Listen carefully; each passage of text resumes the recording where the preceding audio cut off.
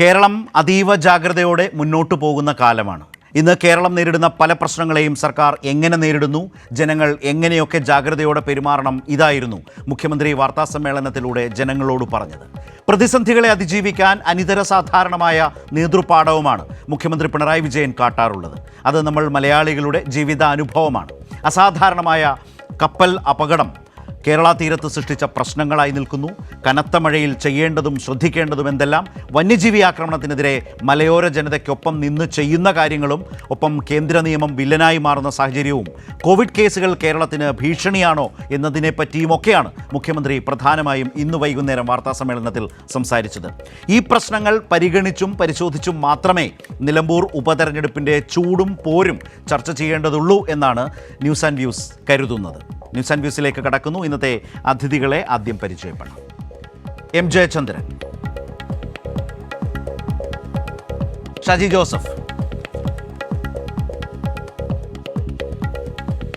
A Sajeevan, doctor Premkumar. ഇന്ന് വൈകിട്ടത്തെ മുഖ്യമന്ത്രിയുടെ വാർത്താ സമ്മേളനവുമായി ബന്ധപ്പെട്ട നിരവധി ഗൗരവമായ വിഷയങ്ങൾ, ഇന്നത്തെ കേരളീയ ജീവിതവുമായി ബന്ധപ്പെട്ട് നിലനിൽക്കുന്ന പല പ്രശ്നങ്ങളെയും അഭിമുഖീകരിച്ചും അല്ലെങ്കിൽ അഭിസംബോധന ചെയ്തുമാണ് മുഖ്യമന്ത്രി സംസാരിച്ചത്. അതിൻ്റെ ചില പ്രസക്തമായ ഭാഗങ്ങളും ചില പ്രശ്നങ്ങളും ഈ നിലയിൽ മാധ്യമപ്രവർത്തകരും രാഷ്ട്രീയ നിരീക്ഷകരുമായിട്ടുള്ള ഈ പാനലിലൂടെ തന്നെ ചർച്ച ചെയ്ത് നിലമ്പൂരിലേക്ക് പോകാം. അതിൽ ഇന്ന് മുഖ്യമന്ത്രി പറഞ്ഞ വളരെ പ്രധാനപ്പെട്ട ഒരു പ്രശ്നം ഇന്നിപ്പോൾ ഉണ്ടായിട്ടുള്ള അല്ലെങ്കിൽ കഴിഞ്ഞ ദിവസങ്ങളിൽ വന്ന ഈ കപ്പൽ അപകടമാണ്. കൊച്ചിയിലുണ്ടായ ചരക്ക് കപ്പൽ അപകടം അത് കേരളത്തെ വലിയ തോതിൽ ആശങ്കയിൽ ആഴ്ത്തിയിട്ടുണ്ട് എന്ന സർക്കാരിൻ്റെ വിലയിരുത്തലാണ് ഇന്ന് വാർത്താ സമ്മേളനത്തിൽ മുഖ്യമന്ത്രി പറഞ്ഞത്. അതിൻ്റെ പശ്ചാത്തലത്തിൽ ഇപ്പോൾ ഈ കണ്ടെയ്നറുകളൊക്കെ വന്നടിഞ്ഞ ജില്ലകളും തീരദേശങ്ങളും ഒക്കെ നമ്മൾക്കറിയാം. കൊല്ലം, ആലപ്പുഴ, തിരുവനന്തപുരം, എറണാകുളം ജില്ലകളിലെ മത്സ്യത്തൊഴിലാളികൾക്ക് താൽക്കാലിക ആശ്വാസം നൽകാനും ഒക്കെ തീരുമാനിച്ചിട്ടുണ്ട്. അതേക്കുറിച്ച് സർക്കാർ ചെയ്യുന്ന കാര്യങ്ങളെക്കുറിച്ച് മുഖ്യമന്ത്രി ഇന്ന് പറയുകയുണ്ടായി. അതൊന്ന് കാണാം. നമ്മുടെ കേരള തീരത്തോട് അടുത്ത് നടന്ന ആ കപ്പൽ അപകടം കേരളത്തെ വലിയ തോതിൽ ആശങ്കയിലാക്കിയിട്ടുണ്ട്. 26 തന്നെ അടിയന്തരമായി യോഗം ചേർന്ന് സ്ഥിതിഗതികൾ വിലയിരുത്തി. നിലവിൽ സർക്കാരിൻ്റെ ഭാഗത്ത് നിന്ന് ക്ലീനിങ് പ്രവർത്തനങ്ങൾ ആരംഭിച്ചിട്ടുണ്ട്. നമ്മുടെ തീരത്തിൻ്റെ സംരക്ഷണം പ്രധാനമാണ്. അതുകൊണ്ട് നാം തന്നെ മുന്നിട്ടിറങ്ങേണ്ടതായിട്ടുണ്ട്. ഡ്രോൺ സർവേ ഈ സ്ഥലങ്ങളിൽ പൂർത്തിയാക്കിയിട്ടുമുണ്ട്. കപ്പലപകടം സംസ്ഥാന പ്രത്യേക ദുരന്തമായി പ്രഖ്യാപിച്ചിട്ടുണ്ട്. ആഴത്തിൽ പതിഞ്ഞു കിടക്കുന്ന കണ്ടെയ്നറുകളുടെയും സ്ഥാനം കൃത്യമായി കണക്കാക്കാനുള്ള സോണാർ സർവേ ഇന്ന് തന്നെ ആരംഭിക്കും. തിരുവനന്തപുരം, കൊല്ലം, ആലപ്പുഴ, എറണാകുളം ജില്ലകളിലെ പ്രശ്നബാധിതരായ മത്സ്യത്തൊഴിലാളി കുടുംബങ്ങൾക്ക് താൽക്കാലിക ആശ്വാസം നൽകണമെന്നാണ് കണ്ടത്. ഓരോ കുടുംബത്തിനും 1000 രൂപ വീതവും 6 കിലോഗ്രാം അരി വീതവും സൗജന്യ റേഷൻ നൽകണമെന്നാണ് കണ്ടത്. വളരെ പ്രധാനപ്പെട്ട ഒരു സാഹചര്യത്തെ അല്ലെങ്കിൽ ഒരു പ്രശ്നത്തെ കേരളം അഭിമുഖീകരിച്ച് അതിനെ നേരിട്ട് കൊണ്ടുപോകുന്ന ഒരു ഘട്ടമാണ്. ഇവിടെ ഡോക്ടർ പ്രേംകുമാർ, കേരളത്തെ സംബന്ധിച്ച് അസാധാരണമായൊരു അപകടം, നമുക്ക് ഒട്ടും പരിചിതമല്ലാത്ത ഒരു പ്രശ്നമാണ് നമ്മളിപ്പോൾ ഈ വിധം അഭിമുഖീകരിക്കുന്നത്. അന്ന് മുഖ്യമന്ത്രി പറഞ്ഞൊരു പ്രധാനപ്പെട്ട കാര്യം, പല ഊഹാപോഹങ്ങൾ പ്രചരിക്കുന്നുണ്ട്, അതിലൊന്നും ആരും കുടുങ്ങരുത്. ഇപ്പോൾ ഉദാഹരണം, മത്സ്യം ഉപയോഗിക്കാതിരിക്കാനുള്ള സാഹചര്യമില്ല എന്നതൊക്കെ മുഖ്യമന്ത്രി പറയുകയുണ്ടായി. 26 ആരംഭിച്ച് ഇന്നിപ്പോൾ 29-ാം തീയതി നമ്മൾ ഈ സംസാരിക്കുന്ന നേരം വരെയും നോക്കൂ, ഇതിനോടകം ഡ്രോൺ സർവേ പൂർത്തിയാക്കി ആ കമ്പനിയുമായി ചർച്ച ചെയ്തു. സവിശേഷമായിട്ടുള്ള അപകടമായി തന്നെ, സവിശേഷ ദുരന്തമായി തന്നെ കണ്ടുകൊണ്ട്, സംസ്ഥാന ദുരന്തമായി കണ്ടുകൊണ്ടുള്ള സ്റ്റെപ്സ് എടുക്കുന്നു. മുഖ്യമന്ത്രി പറഞ്ഞൊരു പ്രധാനപ്പെട്ട കാര്യം, തീരശുചീകരണം അത് ആരംഭിച്ചു കഴിഞ്ഞു എന്നുള്ള. അപ്പോൾ ഒരു വലിയ അപകടമുണ്ടായി, അതിൻ്റെ പ്രത്യാഘാതങ്ങൾ നേരിടാൻ കഴിയും വിധം സജ്ജമായി കേരളം ഇതിലും മാറിയിട്ടുണ്ട് എന്ന ഒരു വലിയ ബോധ്യം, അല്ലെങ്കിൽ അത് ഒട്ടും നിസ്സാരമല്ലാത്ത വളരെ പ്രാധാന്യമുള്ള ഒരു അനുഭവമാണ്. അത് മുഖ്യമന്ത്രി ഇന്ന് പറഞ്ഞതടക്കം വെച്ച് നോക്കുമ്പോൾ ഡോക്ടർ പ്രേംകുമാർ. തീർച്ചയായിട്ടും, അതായത് കേരളത്തിലെ മീഡിയയിൽ കഴിഞ്ഞ ഒരാഴ്ചയോളമായിട്ട് കത്തി നിൽക്കുന്ന വിഷയം എന്താണെന്നും, മലയാളികളെ സത്യത്തിൽ ബാധിക്കുന്ന, കേരളത്തിൽ ജീവിക്കുന്ന ആളുകളെ ബാധിക്കുന്ന വിഷയങ്ങൾ എന്താണ് എന്നുള്ളതും തമ്മിലുള്ള വലിയൊരു ഡിസ്പാരിറ്റിയാണ് ഇന്നത്തെ മുഖ്യമന്ത്രിയുടെ പത്രസമ്മേളനത്തിലൂടെ നമുക്ക് മനസ്സിലാവുന്നത്. ഇപ്പം ഒരു പൊളിറ്റീഷ്യൻ എന്നുള്ള നിലയിൽ നിന്ന് വലിയൊരു ക്രൈസിസ് മാനേജർ എന്നോ അല്ലെങ്കിൽ വലിയൊരു ക്രൈസിസ് മാനേജിങ് സ്റ്റേറ്റ്സ്മാൻ എന്നുള്ള സ്റ്റേച്ചറിലേക്കോ പിണറായി വിജയൻ എന്നുള്ള മനുഷ്യൻ എന്താ പറയുക ട്രാൻസ്ഫോം ചെയ്തത്, രൂപമാറ്റം വന്നിട്ടുള്ളത് ഇത്തരത്തിലുള്ള ക്രൈസിസിന്റെ സമയത്ത് കേരളത്തെ ചേർത്ത് പിടിച്ചുകൊണ്ട് ലോക നിലവാരത്തിലുള്ള രക്ഷാപ്രവർത്തനങ്ങൾ നടത്തിക്കൊണ്ടായിരുന്നു. അതായത് കേരളത്തിന്റെ മുന്നിൽ ഇപ്പം എന്താ പറയാ ഭീകരമായിട്ട് ആശങ്കപ്പെടുത്തുന്ന കാര്യങ്ങൾ ഒരുപക്ഷെ കാലവർഷത്തിന്റെ ഈ ഒരു പൊടുന്നനെയുള്ള വരവ് എന്നുള്ളതാണ്, ആ ഷിപ്പ് റക്ക് എന്നുള്ളതാണ്, സ്കൂളുകൾ തുറക്കുന്ന സമയത്ത് ഉണ്ടാകാൻ പോകുന്ന കാര്യങ്ങൾ എന്നുള്ളതാണ്, കോവിഡ് പിന്നെയും പടരുന്നു, പിന്നെയും ചെറുതായെങ്കിലും പടരുന്നു എന്നുള്ളതാണ്. ഇതൊക്കെയാണ് രാഷ്ട്രീയ പാർട്ടികളും മാധ്യമങ്ങളും ഭരണാധികാരികളും ശ്രദ്ധ വെക്കേണ്ടുന്ന കാര്യങ്ങൾ എന്ന് നമ്മൾ ഓർമ്മപ്പെടുത്തുന്നതാണ് ഇന്നത്തെ പത്രസമ്മേളനം. പക്ഷെ നിങ്ങൾക്ക് മലയാളത്തിലെ ചാനലുകൾ കഴിഞ്ഞ 4-5 ദിവസമായി നോക്കിക്കഴിഞ്ഞാൽ 10 ആള് പോലും കൂടെ ഇല്ലാത്ത ഒരാൾ അപ്പുറത്തൊരു മുന്നണിയിലെ സ്ഥാനാർത്ഥിക്കെതിരെ പറയുന്നതും അയാളോട് ഇങ്ങോട്ട് പറയുന്നതും കാല് പിടിക്കുന്നതും തുണി അഴിക്കുന്നതും ഇങ്ങനെയുള്ള ബഹളങ്ങളാണ്. ഇതൊന്നുമല്ല ജനങ്ങളെ ബാധിക്കുന്നതെന്നും ഏത് ക്രൈസിസ് ഉണ്ടായിരുന്നാലും അതിനെ ആദ്യമായിട്ടുള്ള അനുഭവമായിരുന്നാലും പലതവണ വരുന്ന അനുഭവമായിരുന്നാലും വളരെ ജാഗ്രതയോടെ വളരെ വളരെ വളരെ എന്താ പറയുക വളരെ ഓർഗനൈസ്ഡ് ആയ രീതിയിൽ മുഴുവൻ ആളുകളെയും സിസ്റ്റത്തിനെയും മൊബിലൈസ് ചെയ്തുകൊണ്ട് നേരിടാനുള്ള കേരളത്തിന്റെ ഒരു റെഡിനെസ്, അതിന്റെ ഒരു പ്രിപ്പയർഡ്നെസ്, കുറെ കാലം കൊണ്ട് നമ്മൾ നേടിയെടുത്ത ഒരു പ്രിപ്പയർഡ്നെസ് പിന്നെയും വരികയാണ്. എന്താണ് ഈ സാധനങ്ങൾ കരയിൽ അടിഞ്ഞാൽ ആളുകൾ ചെയ്യേണ്ടത്, ചെയ്യരുതാത്തത് എന്നുള്ളത് മുഴുവൻ ആളുകളെയും ഇൻഫോം ചെയ്തു കഴിഞ്ഞു.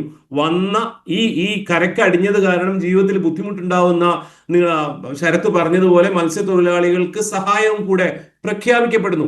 ഈ തരത്തിൽ കേരളത്തെ നയിക്കുന്ന ഒരു മുന്നണിയും ഒരു സർക്കാരും ഒരു മുഖ്യമന്ത്രിയും ഒരു വശത്തും വേറെ എന്തൊക്കെയോ പ്രശ്നങ്ങൾ, എന്തൊക്കെയോ പേഴ്സണലായിട്ടുള്ളതും പണ്ട് കാലം മുതലുള്ള ഈഗോ ക്ലാഷുകളും എല്ലാം വെച്ച് പരസ്പരം വിഴുക്കലക്കിക്കൊണ്ടിരിക്കുന്ന ഒരു ടീം, ഒരു മുന്നണി അപ്പുറത്തും. ഇത് കേരളം ഇങ്ങനെ നേർക്കാഴ്ചയായിട്ട് നേരെ കാണുകയാണ്. നിലമ്പൂർ എന്ന് പറയുമ്പോൾ പോലും നമ്മുടെ മനസ്സിലേക്ക് ഇപ്പൊ വരുന്നത് ഈ പെരുമഴയത്ത് നിലമ്പൂരിൽ എന്ത് സംഭവിക്കും എന്നുള്ളതായിരിക്കാം. അതിനടുത്തുള്ള കാടിനോട് അടുത്ത സ്ഥലങ്ങളിൽ ജീവിക്കുന്ന ആളുകളുടെ ജീവിതത്തെ എങ്ങനെ ബാധിക്കുന്നു എന്നുള്ളതാവാം. കഴിഞ്ഞ ദിവസമാണ് മലപ്പുറത്ത് മുഖ്യമന്ത്രി സംസാരിക്കേണ്ടായത്. എങ്ങനെയാണ് വന്യജീവി ആക്രമണത്തെ നേരിടുന്നതിൽ നിന്ന് കേന്ദ്ര നിയമം സർക്കാരിന് പരിമിതികൾ ഉണ്ടാക്കുന്നതെന്നും അതിനുള്ളിൽ നിന്നുകൊണ്ട് ഉദ്യോഗസ്ഥന്മാരോട് എന്ത് ചെയ്യരുത്, എന്ത് ചെയ്യണമെന്ന് നിർദ്ദേശിക്കുകയും ചെയ്യായിരുന്നു. അപ്പം മനുഷ്യന്മാരുടെ പ്രശ്നങ്ങളോട്, നാടിന്റെ പ്രശ്നങ്ങളോട് രണ്ട് രാഷ്ട്രീയ കൾച്ചറുകൾ, രണ്ട് രാഷ്ട്രീയ സംസ്കാരങ്ങൾ പ്രതികരിക്കുന്ന രീതികളാണ് ഞാൻ മീഡിയയിൽ കാണുന്ന കാര്യങ്ങളാണ് പറഞ്ഞത്. ജനങ്ങളെ ഈ സാധനങ്ങൾ ബാധിക്കുന്നില്ല. ഈ ബഹളം, സ്ഥാനാർത്ഥി ബഹളം, അല്ലെങ്കിൽ എന്നെ എന്താ പറയുക ചീത്ത വിളിച്ചുവോ, എന്നെ കൊല്ലാൻ നോക്കുന്നുവോ, എന്റെ മുഖത്ത് തുപ്പുന്നുവോ, ഈ കാര്യങ്ങളൊന്നും ജനങ്ങളെ ബാധിക്കുന്നില്ല. ജനങ്ങളെ ബാധിക്കുന്ന പ്രശ്നങ്ങളെ അഡ്രസ് ചെയ്യുന്ന ആളുകളുടെ കൂടെ ജനങ്ങൾ നിന്നേ മതിയാവൂ എന്ന് ഒരു വട്ടം കൂടെ ഈ രണ്ട് ഓപ്ഷൻസും തമ്മിലുള്ള ഡിഫറൻസ് ഭയങ്കരമായിട്ട് എക്സ്പ്ലിസിറ്റ് ആവുന്ന സമയമാണ്. അതിന്റെ ഒരു കൾമിനേഷനാണ് ഇന്നത്തെ പത്രസമ്മേളനത്തിലൂടെ നമ്മൾ കണ്ടിട്ടുള്ളത്. കോവിഡ് കാലത്തും പ്രളയത്തിന്റെ കാലത്തും ഒക്കെ മുഖ്യമന്ത്രിയുടെ പത്രസമ്മേളനത്തിൽ ലോകം മുഴുവനുള്ള മലയാളികൾക്ക്, ലോകം മുഴുവനുള്ള മീഡിയയ്ക്ക് വളരെ ഇൻസ്പയറിംഗ് ആയ സാധനമായിരുന്നു. ആ ഒരു തലത്തിലേക്കുള്ള സംഗതിയാണ്. സത്യം പറഞ്ഞാൽ നമ്മൾ എല്ലാവരും ഇത്രയും സൂക്ഷ്മമായി കാര്യങ്ങളെ പറ്റിയിട്ട് അവെയർ ആയിരുന്നു എന്നുള്ളത് പോലും മനസ്സിലാവുന്നത് മുഖ്യമന്ത്രി ഇത് ഓരോന്നായിട്ട് എണ്ണി പറയുമ്പോഴാണ്. അതെ, പ്രേംകുമാർ പറഞ്ഞൊരു വളരെ പ്രധാനപ്പെട്ട കാര്യം തന്നെയാണ്. സാധാരണ ഒരു ചാനൽ എഡിറ്റോറിയൽ എക്സ്പീരിയൻസ് വെച്ചൊരു കാര്യം പറയും. ഇപ്പോൾ വൈകുന്നേരം 6 മണിക്ക് മുഖ്യമന്ത്രി വാർത്താസമ്മേളനം നടത്തുമ്പോൾ പലപ്പോഴും ഇന്നത്തെ ചർച്ചയ്ക്കുള്ള വിഷയം എത്രയോ നേരത്തെ തീരുമാനിച്ചിട്ടുണ്ടാകും. അതിനനുസരിച്ച് അതിലെ പാനലിസ്റ്റുകളെ ഫിക്സ് ചെയ്യും, പലരെയും നമ്മൾ ഉറപ്പിച്ചു വെക്കും. അതിനിടയിലാണ് മുഖ്യമന്ത്രിയുടെ വാർത്താസമ്മേളനം വരുമ്പോൾ അതിൻ്റെ ഒരു രാഷ്ട്രീയ പ്രാധാന്യമൊക്കെ കാണുമ്പോൾ ചിലപ്പോൾ വിഷയങ്ങളാകെ വാർത്താസമ്മേളനത്തെ ആധാരമാക്കി മാറാറുണ്ട്. എൻ്റെ ഒരു ധാരണ, എൻ്റെ ഒരു ഉറച്ച ബോധ്യം, ഇന്ന് മുഖ്യമന്ത്രിയുടെ വാർത്താ സമ്മേളനം കഴിയുമ്പോൾ അതിൽ കാര്യമായി ഒന്നുമില്ല, അതുകൊണ്ട് നമ്മൾ തീരുമാനിച്ച നിലമ്പൂർ തന്നെ ചർച്ച ചെയ്തു പോകാമെന്ന് നല്ല നിലയ്ക്ക് ഒരു ധാരണ പരക്കാനാണ് സാധ്യത എന്ന് ഞാൻ വിചാരിക്കുന്നു. ആരെങ്കിലും അതിനെ മറികടന്നുകൊണ്ട് കൈരളി ചർച്ച ചെയ്യുന്നത് പോലെ മനുഷ്യൻ്റെ ജീവിതവുമായി ബന്ധപ്പെട്ട, കേരളവുമായി ബന്ധപ്പെട്ട ഈ വിഷയങ്ങളിലേക്ക് ചർച്ചയുമായി വന്നിട്ടുണ്ടെങ്കിൽ അത് അത്രമേൽ സ്വാഗതാർഹം എന്നാണ് പറയുക. പക്ഷേ ഈ വിഷയങ്ങളൊക്കെ ഇത് കാര്യമായിട്ടൊന്നുമില്ല, അതുകൊണ്ട് അത് ചർച്ച ചെയ്യേണ്ട എന്ന് എഡിറ്റോറിയലിൽ തീരുമാനിക്കാനാണ് നല്ല സാധ്യത കാണുന്നത്, പ്രേംകുമാർ പറഞ്ഞതുപോലെ. പക്ഷേ നോക്കൂ, ഞാൻ ശ്രീ ജയചന്ദ്രനിലേക്കാണ് വരുന്നത്. ആലപ്പുഴക്കാരനാണ്, കുട്ടനാട്ടുകാരനാണെങ്കിലും ആലപ്പുഴയുടേതടക്കം തീരജീവിതത്തെ നന്നായി മനസ്സിലാക്കിയ ഒരു മാധ്യമപ്രവർത്തകൻ എന്ന നിലയിൽ ഞാൻ അദ്ദേഹത്തോട് ഇതുമായി ബന്ധപ്പെട്ടടക്കം അദ്ദേഹത്തോട് ഈ കോണ്ടെക്സ്റ്റിലൊന്ന് സംസാരിക്കണമെന്നുണ്ട്. മറ്റുള്ളവരിലേക്ക് ഞാൻ മറ്റു ചില ആസ്പെക്റ്റ് എടുത്തുകൊണ്ട് വരാം. നമ്മളിതിന് ശേഷം നിലമ്പൂരിലേക്ക് ഈ ചർച്ച കൊണ്ടുപോവുകയും ചെയ്യും. പക്ഷേ ശ്രീ ജയചന്ദ്രൻ നോക്കൂ, ഇപ്പോൾ പറഞ്ഞതുപോലെ മത്സ്യത്തൊഴിലാളികൾക്ക് താൽക്കാലിക ആശ്വാസം 1000 രൂപ വീതം കുടുംബത്തിന് നൽകിക്കൊണ്ട് 6 കിലോ അരി, അതൊരു താൽക്കാലിക ആശ്വാസമാണ്. എന്ന് വെച്ചാൽ ഈ താൽക്കാലിക ആശ്വാസം വിഷയത്തിൻ്റെ വ്യാപ്തിക്കനുസരിച്ച് മാറാതിരിക്കുക, അതൊക്കെ വേറെ കാര്യം. ഈ 26 മുതൽ 29-ാം തീയതി ഇന്ന് വരെയുള്ള ഈ ദിവസങ്ങളിൽ ശ്രീ ജയചന്ദ്രൻ നോക്കിയാൽ ഇതുപോലെ അങ്ങേയറ്റം ഗൗരവമുള്ളൊരു പ്രശ്നം, അതിനെ സർക്കാർ എത്രമാത്രം മൈക്രോ ലെവലിൽ ഇടപെട്ടിട്ടുണ്ട് എന്നുകൂടി ബോധ്യപ്പെടുത്തുന്നതാണ് മുഖ്യമന്ത്രിയുടെ വിശദീകരണങ്ങൾ. ആകെ 643 കണ്ടെയ്നറുകളാണ് ആ കപ്പലിൽ ഉണ്ടായിരുന്നത്. 100ഓളം കണ്ടെയ്നറുകൾ കടലിൽ വീണു പോയിട്ടുണ്ടാകാം. 54 കണ്ടെയ്നറുകൾ മാത്രമാണ് തീരത്തടിഞ്ഞിട്ടുള്ളത്. തീരശുചീകരണം പ്രധാനമാണ്. ഡ്രോൺ സർവേ നടന്നിരുന്നു, അത് പൂർത്തിയാക്കി കഴിഞ്ഞിരിക്കുന്നു. ആ കമ്പനിയുമായി ബന്ധപ്പെട്ട് കഴിഞ്ഞു. നഷ്ടപരിഹാരം ഈടാക്കാൻ സ്റ്റെപ്സുകൾ ആരംഭിച്ചു. പ്രത്യേക ഉദ്യോഗസ്ഥനെ നിയമിച്ചു കഴിഞ്ഞു. സവിശേഷമായിട്ടുള്ള സംസ്ഥാന ദുരന്തമായി പ്രഖ്യാപിച്ചുകൊണ്ട് മുന്നോട്ട് പോകാൻ സ്റ്റെപ്സ് എടുക്കുന്നു. ഞാൻ പറഞ്ഞത് ഈ കാര്യങ്ങളിലൊക്കെ പ്രതിപക്ഷം എത്രമാത്രം എൻഗേജ് ചെയ്തിട്ടുണ്ട് എന്നതുകൂടി നമ്മൾ ആലോചിക്കേണ്ടതാണ്. കാരണം പ്രതിപക്ഷം അതിൻ്റെ സീരിയസ്നെസ്സിനനുസരിച്ച് സർക്കാർ ആക്ട് ചെയ്യുന്നുണ്ട് എന്ന് പറഞ്ഞിട്ടുണ്ടോ, ആക്ട് ചെയ്യുന്നില്ല എന്ന് പറഞ്ഞിട്ടുണ്ടോ, അവരുടേതായ എന്തെങ്കിലും നിർദ്ദേശങ്ങൾ മുന്നോട്ട് വന്നിട്ടുണ്ടോ, അല്ലെങ്കിൽ സർക്കാരിനൊപ്പം നിന്നുകൊണ്ട് ഈ വിഷയത്തെ മറികടക്കാൻ വേണ്ട എല്ലാ പിന്തുണയും ഞങ്ങൾ നൽകുന്നു എന്ന നിലപാട് പറഞ്ഞിട്ടുണ്ടോ എന്ന സംശയവും അല്ലെങ്കിൽ ഒരു ചോദ്യവും വെച്ചുകൊണ്ട് ശ്രീ ജയചന്ദ്രൻ, ഇത്തരം പ്രശ്നങ്ങൾ വരുമ്പോൾ ഏത് പുതിയ പ്രതിസന്ധി വന്നാലും അതിനെ ആ വിഷയത്തിൻ്റെ വ്യാപ്തിക്കും ഗൗരവത്തിനും അനുസരിച്ച് നിന്നുകൊണ്ട് നേരിടാൻ ഒരു നാടിനെ സജ്ജമാക്കുക എന്ന് പറയുന്ന ഒരു ഭരണകൂട നീക്കം, അതിൻ്റെ നേതൃപരമായ ശേഷിയിൽ മുഖ്യമന്ത്രി പിണറായി കാഴ്ചവെക്കുന്ന രീതികൾ, ഇതെല്ലാം ഇതുമായി കൂടി ബന്ധപ്പെടുത്തി കാണേണ്ടതുണ്ട്, പരിശോധിക്കേണ്ടതുണ്ട് എന്ന് തോന്നുകയാണ്. ശ്രീ ജയചന്ദ്രൻ എന്ത് പറയുന്നു?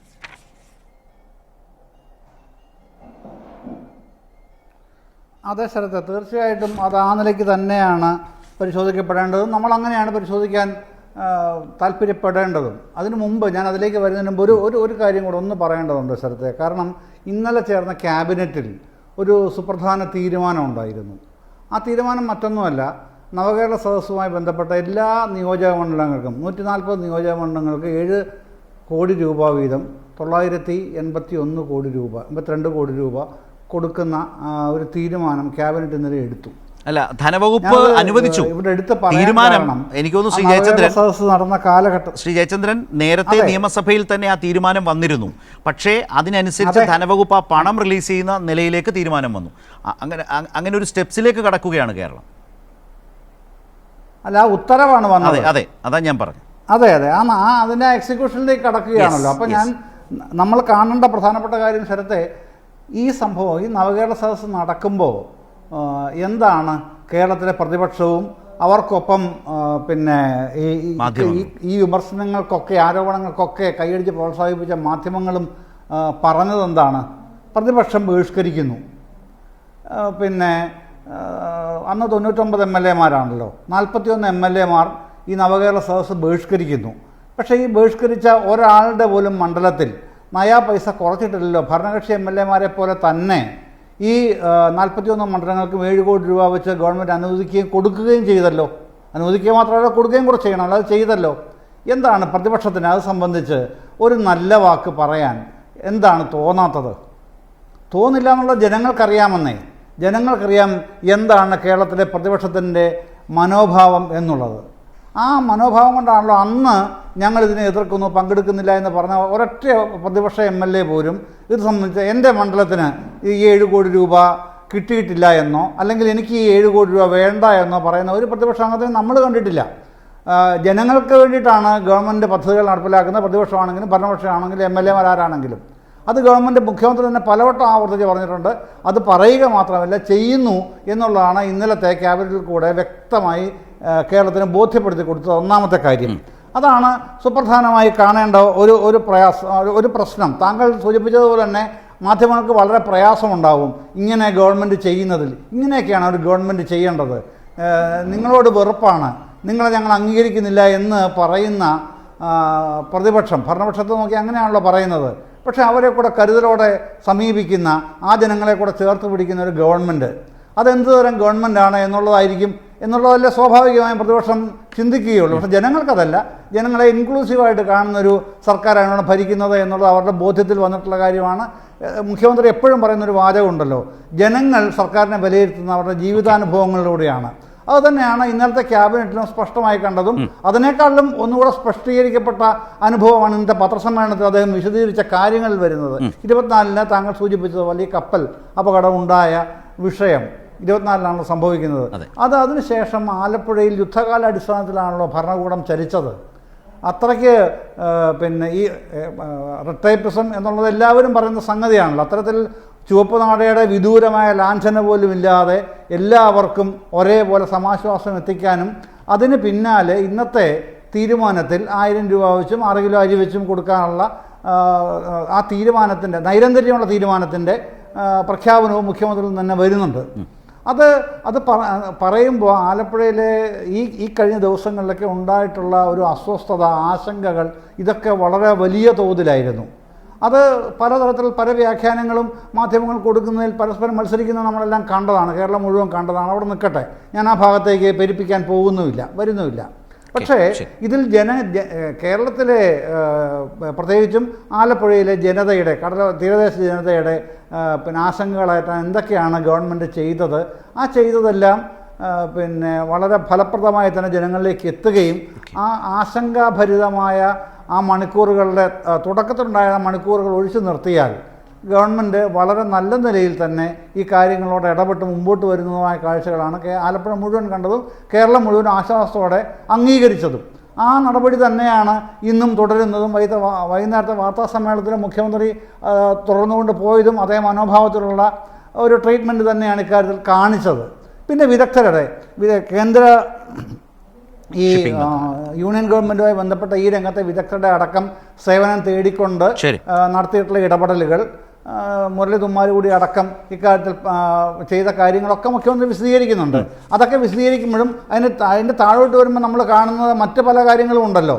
ഈ സ്കൂൾ തുറപ്പ്, അതിൻ്റെ ഈ മെയ് 20 മുതൽ 26 വരെയുള്ള ഈ ലഹരിക്കെതിരെയുള്ള ബോധവൽക്കരണം, അങ്ങനെയുള്ള മറ്റ് പല കാര്യങ്ങളും അടുക്കടുക്കായിട്ട് തന്നെയാണ് മുഖ്യമന്ത്രി പറഞ്ഞു പോകുന്നത്. ഈ കാര്യങ്ങളിലൊക്കെ നമ്മൾ കാണുന്നത് എന്താണ്?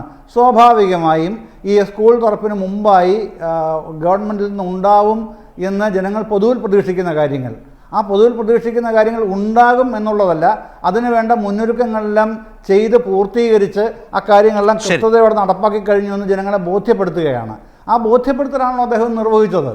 ഇതിനേക്കാളും ഭംഗിയായി ഭരണനിർവഹണം എങ്ങനെയാണ് നടത്തുക, ഇത് കാണുമ്പോഴാണ് നമ്മളെന്ന് പറഞ്ഞാൽ ജനങ്ങൾ മൊത്തത്തിൽ പറയുന്നത്. പിന്നെ ഈ ആക്ഷേപിക്കാനൊരു പദം കൊണ്ടുവന്നല്ലോ, പിണറായിസം. അങ്ങനെ ആക്ഷേപിച്ച് നടക്കുന്നുണ്ടല്ലോ ഒരാൾ. ആ ഒരുത്തൻ പറയുന്ന പിണറായിസം ജനങ്ങൾ കാണുന്നത് ഇങ്ങനെയാണ്, ഇതാണ് പിണറായിസം.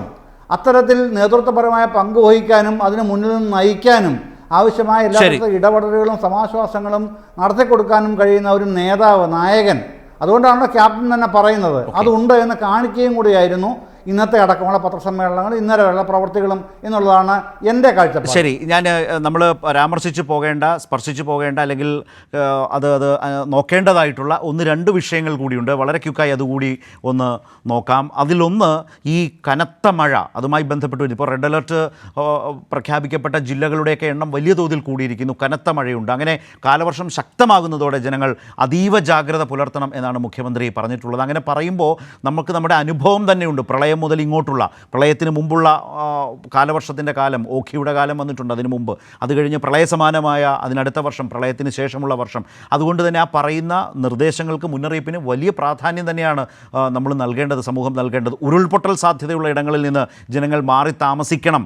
ഇത് കേവലമായ ഒരു ആഹ്വാനം മാത്രമല്ല, പഞ്ചായത്ത് തലത്തിൽ എമർജൻസി റെസ്പോൺസ് ടീമിനെ സജ്ജമാക്കിയിട്ടുണ്ട് എന്നുകൂടി മുഖ്യമന്ത്രി പറഞ്ഞു. മഴ തുടർന്നാൽ മിന്നൽ പ്രളയത്തിന് സാധ്യതയുണ്ട് എന്ന ഒരു സാഹചര്യം മുൻപ് നമ്മൾ അത്തരം അനുഭവം, അവസ്ഥാവിശേഷം കണ്ടതാണ് കോട്ടയം ജില്ലയുടെ കിഴക്കൻ പ്രദേശങ്ങളിലൊക്കെ. അങ്ങനെ ജനങ്ങൾ ജാഗ്രത പാലിക്കണം, അതീവ ജാഗ്രത പുലർത്തണം എന്നീ മഴക്കാലത്ത് മുഖ്യമന്ത്രി, ഒരു സംസ്ഥാന സർക്കാരും പറയുമ്പോൾ അത് വലിയ പ്രാധാന്യത്തോടു കൂടി തന്നെ മാധ്യമങ്ങൾ അവരുടെ ഏറ്റവും പ്രധാനപ്പെട്ട ചർച്ചാ ഇടങ്ങളിൽ കൂടി കൈകാര്യം ചെയ്യുകയും ഉൾപ്പെടുത്തുകയും ചെയ്ത് ജനങ്ങളിൽ എത്തിക്കേണ്ടതാണ് എന്നാണ് ഞങ്ങൾ ഇക്കാര്യത്തിൽ കരുതുന്നത്, വിചാരിക്കുന്നത്. മുഖ്യമന്ത്രി പറഞ്ഞതൊന്ന് കേൾക്കാം.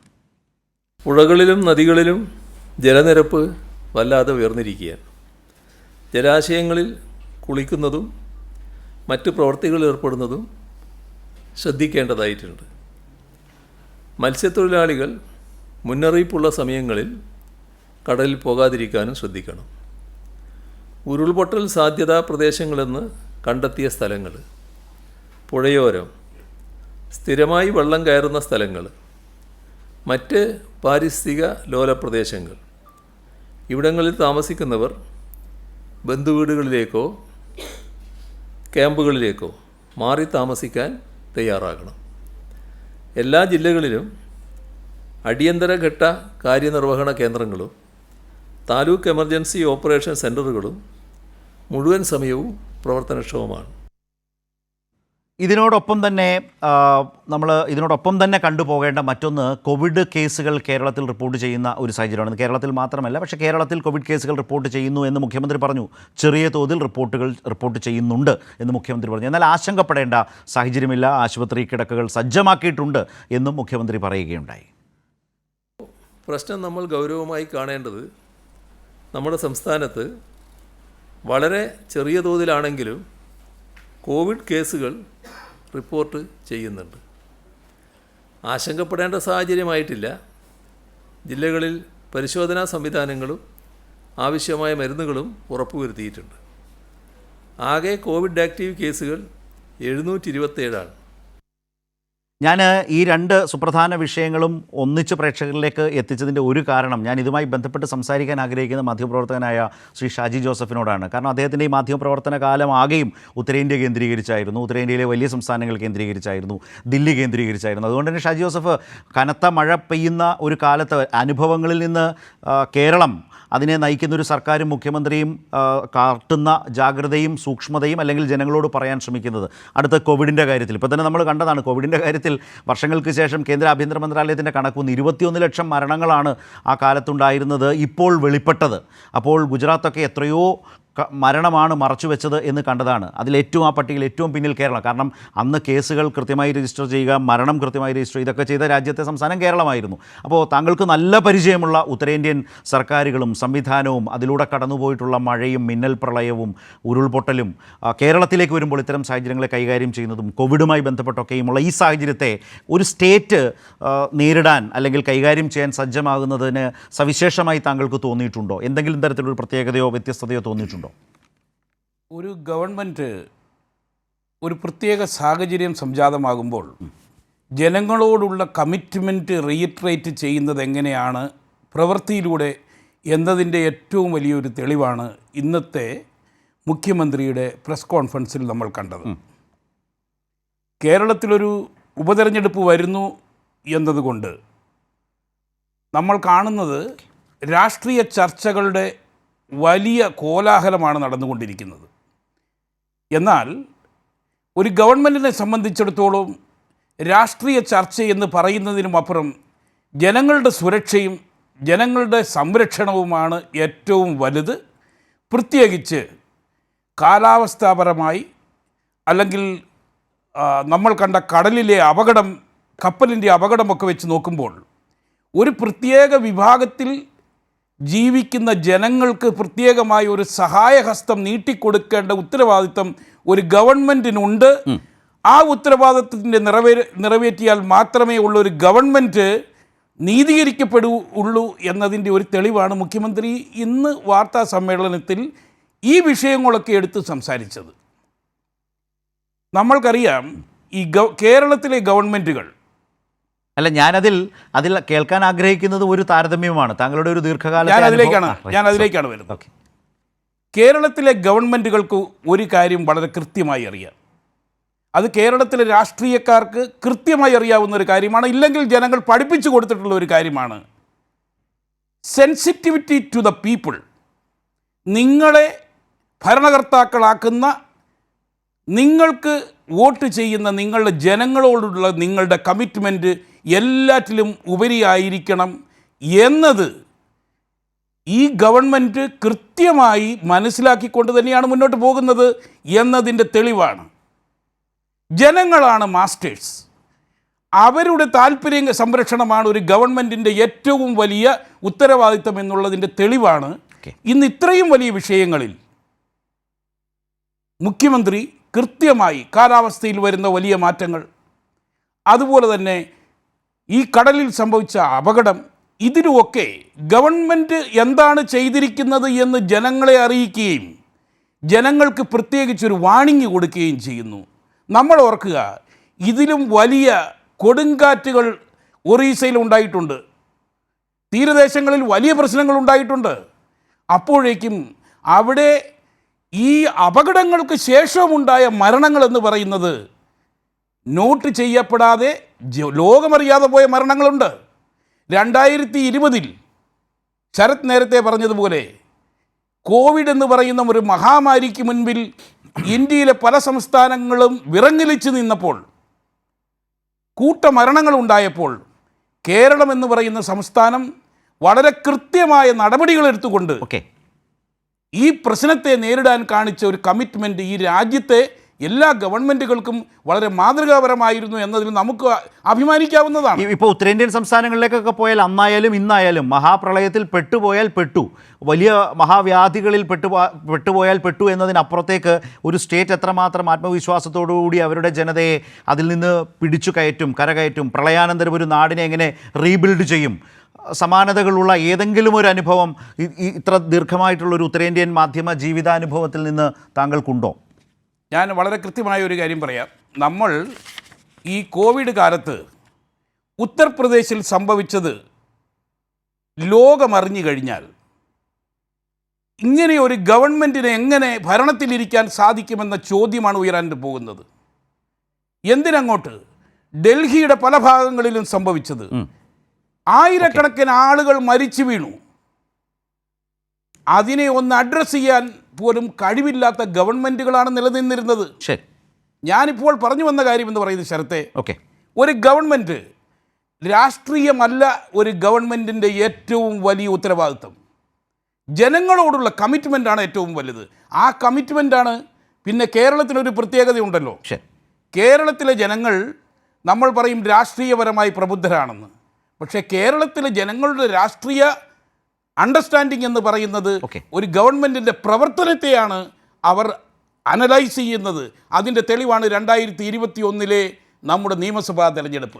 തുടർഭരണം എന്ന് പറയുന്നത് ഗവൺമെൻറ്റിൻ്റെ ഉത്തരവാദിത്ത ബോധവും പ്രവർത്തനത്തിനുമുള്ള ജനങ്ങൾ കൊടുത്ത ഒരു വലിയ അംഗീകാരമാണത്. അതാണ് റെക്കഗ്നീഷൻ. അല്ലെങ്കിൽ അതാണ് ശ്രീ ഷാജി ജോസഫ് അതിൽ തന്നെ കാണുന്നൊരു കാര്യം, അതിലേതെങ്കിലും ഒരു ദിവസം ഏതെങ്കിലും തരത്തിൽ ലാഘവത്തോടുകൂടി ആ ഭരണത്തെ കാണുക എന്ന ഒരു ശൈലി മുഖ്യമന്ത്രിയിൽ നിന്നുണ്ടായിട്ടില്ല. ഏതു പ്രശ്നത്തെയും മുന്നിൽ നിന്ന് തന്നെ ഇടപെട്ട് നയിച്ച് പരിഹാരം കണ്ടെത്തുക എന്നുള്ളതാണ്. ആ ആത്മവിശ്വാസം ഒരു ജനതയിലേക്ക് തന്നെ അദ്ദേഹം നൽകുന്നുണ്ട്.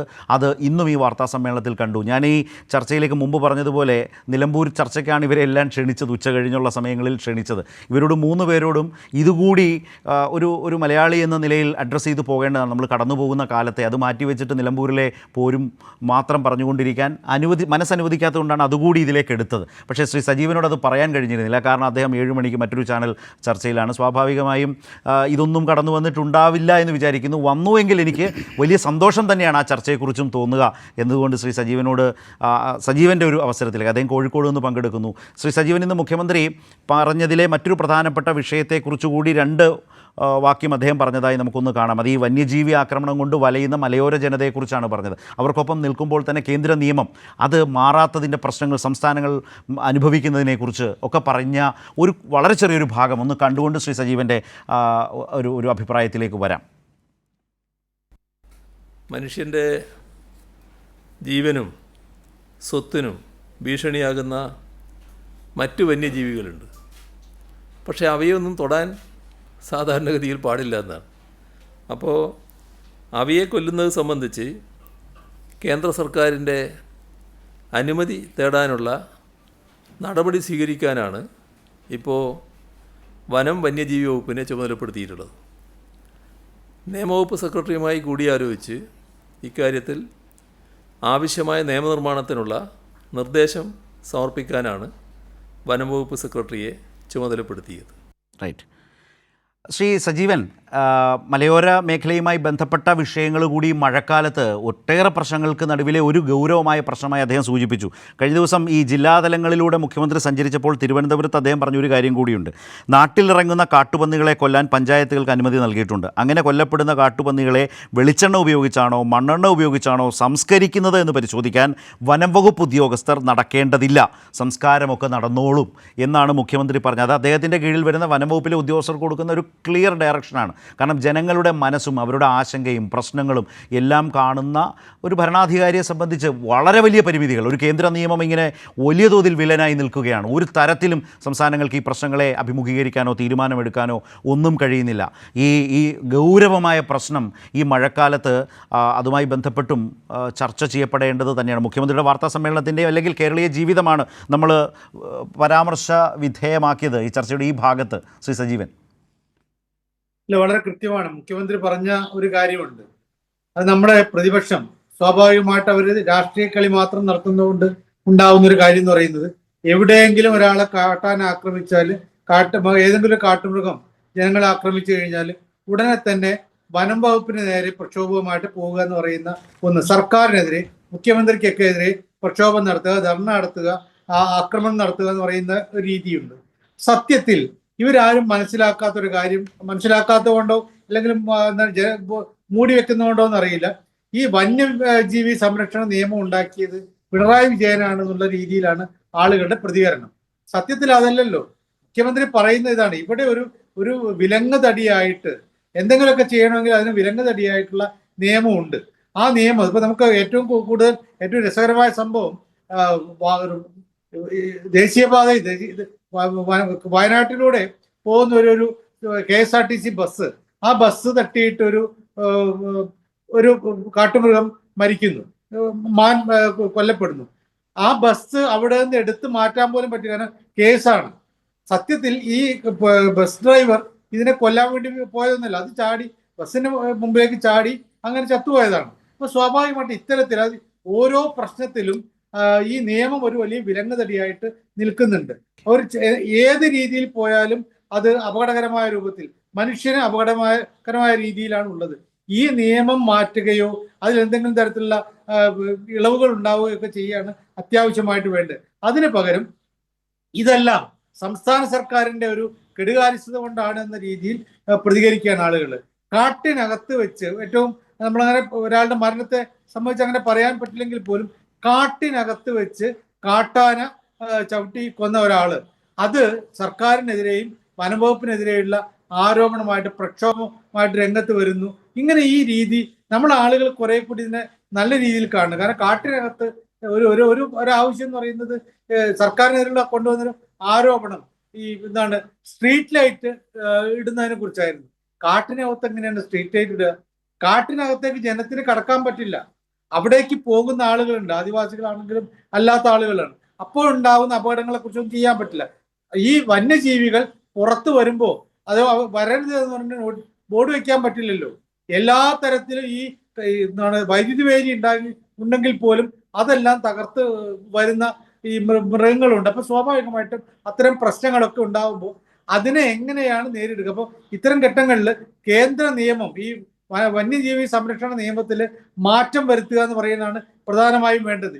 ഇവിടെ ഇപ്പൊ പ്രതിപക്ഷത്തിരിക്കുന്ന പാർട്ടികളും അല്ലെങ്കിൽ BJPയുടെ ആളുകളൊക്കെ ഉണ്ടല്ലോ, അവരൊക്കെ കൂടി കേന്ദ്രത്തിൽ സമ്മർദ്ദം ചെലുത്തിയിട്ട് പാർലമെന്റിൽ അങ്ങനെ ഒരു കാര്യം കൊണ്ടുവന്നിട്ട്, അല്ലെങ്കിൽ സുപ്രീം കോടതിയിൽ ഒരു ഉത്തരവ് നേടിയെടുക്കുന്ന രൂപത്തിൽ വന്നിട്ട് നമുക്ക് ഈ കാര്യങ്ങളൊക്കെ പരിഹാരം ഉണ്ടാക്കാം എന്നാണ് ചെയ്യുന്നത്. പക്ഷെ എന്ത് വന്നാലും ഏറ്റവും എല്ലാവരും ഒരു തമാശ പോലെ കാണാറുള്ളത്, ഒരു വന്യജീവി ആക്രമിച്ചിട്ടുണ്ടെങ്കിൽ നേരെ പോകുന്നത് ഈ തരത്തിൽ റോഡ് ഉപരോധം എന്ന് പറയുന്ന ഒരു നടപടി, പോലീസുകാരെയും ഈ ഫോറസ്റ്റുകാരെയും ഒക്കെ എന്താണ് ഭീകരമായ രൂപത്തിൽ, അത് ക്യാമറ കണ്ണുകൾക്ക് വേണ്ടിയിട്ടാണ്. ചാനലുകളുടെ കണ്ണുകളില്ലെങ്കിൽ ഈ പ്രശ്നമൊന്നും ഉണ്ടാവാൻ സാധ്യതയില്ല. അതിനൊക്കെ വേണ്ടിയിട്ടുണ്ടാവുന്ന ചില ആളുകളുടെ ആക്രോശങ്ങളും മറ്റു കാര്യങ്ങളുമാണ്. സത്യത്തിൽ എന്താണ് ഇതിന്റെ പരിഹാരം എന്നുള്ള എല്ലാവരും കൂടി ചേർന്ന് തീരുമാനിക്കേണ്ടതാണ്. നമുക്കിവിടെ നിയമനിർമ്മാണ സഭകളുണ്ടല്ലോ, പ്രത്യേകിച്ച് ഇത്തരം കാര്യങ്ങളിൽ പാർലമെന്റാണ് പരിഹാരം കാണേണ്ടത്. ആ പാർലമെന്റിന്റെ പരിഹാരത്തിലേക്ക് പോകണമെങ്കിൽ കൂട്ടായിട്ട് ഇവിടെ നിന്ന് ആവശ്യം ഉയരണം. അതാണ് മുഖ്യമന്ത്രി പറഞ്ഞത്. കേന്ദ്രത്തിന്റെ പിന്തുണ തേടും. ഇത്തരത്തിൽ കാര്യങ്ങൾ ഒരു ഇളവുണ്ടാകണം അല്ലെങ്കിൽ എന്തെങ്കിലും നടപടി ഉണ്ടാകണമെന്ന് മുഖ്യമന്ത്രി പറയുമ്പോൾ അതാണ് വാസ്തവം. അല്ലാതെ ഈ പ്രക്ഷോഭം നടത്തുകയോ അല്ലെങ്കിൽ പ്രസ്താവന ഇറക്കുകയോ മുഖ്യമന്ത്രിക്കെതിരെയോ അല്ലെങ്കിൽ സർക്കാരിനെതിരെയോ എന്തെങ്കിലുമൊക്കെ ഗാഗ്വ പറയുകയോ ചെയ്തുകൊണ്ട് കാര്യമാവുന്നില്ല എന്നാണ് മുഖ്യമന്ത്രിയുടെ ഇന്നത്തെ വാക്കിൽ നിന്ന് നമ്മൾ അല്ല, മനസ്സിലാക്കുക. ഈ 7 മണിക്ക് പോയ ചർച്ചയ്ക്ക് ഇതുവല്ലോ ചർച്ചയായോ? ഏതാണ് കേട്ടില്ല. അല്ല, 7 മണിക്ക് ശ്രീ സജീവൻ പോയ ചർച്ചയിൽ ഇതുവല്ലോ ചർച്ചയായോ? അത് വേറെ നമുക്കറിയാം. നിലമ്പൂർ മാത്രമാണ് ചർച്ച എന്നുള്ള കാര്യം നമുക്കറിയാമല്ലോ. അതാണ് വ്യത്യസ്തമായി. ഇപ്പൊ ഇങ്ങനെയുള്ള ചില കാര്യങ്ങൾ ഉണ്ടാകുമ്പോൾ ഇത് ചർച്ച ചെയ്തു നമ്മൾ പലപ്പോഴും വാർത്തയാക്കുന്നത് ഈ വന്യജീവി ആക്രമണം എന്ന് പറയുമ്പോൾ അത് കുറെ നാട്ടുകാരുടെ എന്തെങ്കിലും പ്രതികരണവും വാർത്തയാക്കുക അല്ലെങ്കിൽ പ്രതിപക്ഷം ഉണ്ടാക്കുന്ന ബഹളങ്ങൾ, ഈ പ്രക്ഷോഭങ്ങൾ വാർത്തയാക്കുക എന്നതിനപ്പുറത്ത് ഇതൊക്കെ പ്രശ്നമാണ്. ഈ വന്യജീവി ആക്രമണം പ്രശ്നമാണ്, മനുഷ്യന് വലിയ കഷ്ടപ്പാടുകൾ ഉണ്ടാക്കുന്നുണ്ട്, കൃഷിക്ക് ഇത് എതിരായിട്ട് ബാധിക്കുന്നുണ്ട്. പക്ഷേ അത് എങ്ങനെ പരിഹരിക്കണം എന്നുള്ള യുക്തിപരമായ ചർച്ചയിലേക്ക് കാര്യങ്ങൾ പോകുന്നില്ല എന്നുള്ളതാണ് ഏറ്റവും പ്രധാനപ്പെട്ട സങ്കടകരമായ കാര്യം. ശരി, നമുക്ക് ഏതായാലും ഈ വഴി ഇനിയൊന്ന് നിലമ്പൂർ വഴി കറങ്ങി വരാം അല്ലേ ശ്രീ പ്രേംകുമാർ? നിലമ്പൂരിൽ കൂടി കറങ്ങി വരാം എന്ന് വിചാരിക്കുന്നു. അതിലും ഏറ്റവും ശ്രദ്ധേയമായി നമുക്ക് ഇന്ന് എടുക്കാവുന്ന ഏറ്റവും പ്രധാനപ്പെട്ട ഒരു പൊളിറ്റിക്കൽ സ്റ്റേറ്റ്മെൻറ്റ് പ്രേംകുമാർ വന്നത് മുഖ്യമന്ത്രിയിൽ നിന്ന് തന്നെയാണ്. സംസാരവും ചർച്ചയും പോകേണ്ടി വരുന്നത് UDF-നകത്തും പുറത്തും സംഭവിച്ചുകൊണ്ടിരിക്കുന്ന ഈ പറഞ്ഞ ഒരു സാഹചര്യമുണ്ടല്ലോ. പക്ഷേ മുഖ്യമന്ത്രി ഇന്ന് നിലമ്പൂർ ഉപതെരഞ്ഞെടുപ്പുമായി ബന്ധപ്പെട്ട് പറഞ്ഞത് കേട്ടുകൊണ്ട് ഞാൻ ആദ്യം ശ്രീ പ്രേംകുമാറിലേക്ക് വരാം. ഇടതു മുന്നണിക്ക് സ്ഥാനാർത്ഥി ഉണ്ടാവുമല്ലോ. ഞങ്ങളുടേതായ ഒരു രീതിയുണ്ടല്ലോ. അതിൻ്റെ അടിസ്ഥാനത്തിൽ സാധാരണഗതിയിൽ ഞങ്ങൾ ആലോചിക്കുന്നത് തെരഞ്ഞെടുപ്പ് പ്രഖ്യാപിച്ചു കഴിഞ്ഞാലാണ്. അപ്പോൾ ആ പ്രഖ്യാപനം കഴിഞ്ഞു ഇപ്പോൾ ആലോചനകൾ നടക്കുന്നുണ്ട്. അതിൻ്റെ പരിസമാപ്തി അടുത്ത ദിവസം ഉണ്ടാവും. മറ്റേയാളെ പറ്റി അധികം പറയണ്ട, അതെല്ലാവരും കറിവേപ്പില പോലെ കളഞ്ഞല്ലോ. അതിൽ യഥാർത്ഥത്തിൽ അതാണല്ലോ ഉണ്ടായിട്ടുള്ളത്. ശ്രീ പ്രേംകുമാർ, ആ പേര് പോലും ഉച്ചരിക്കാതിരിക്കാൻ പ്രത്യേകം അദ്ദേഹം ശ്രദ്ധിച്ചിട്ടുണ്ട്. മറ്റേയാൾ എന്നാണ് മുഖ്യമന്ത്രി പറഞ്ഞത്, അതും കറിവേപ്പില.